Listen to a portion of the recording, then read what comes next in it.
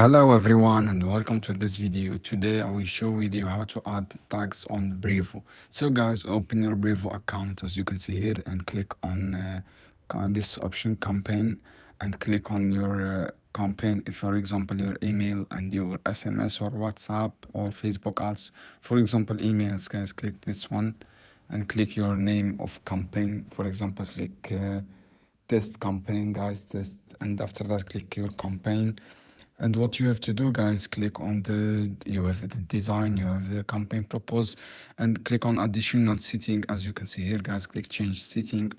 From here, click add tags, as you can see here, and write your tags here. For example, add Google, this one, and add click add your tags here, add the different tags and item, as you can see here. And for example, you want to add tag, you can easily do it from this option, as you can see here, guys. Just click add tag.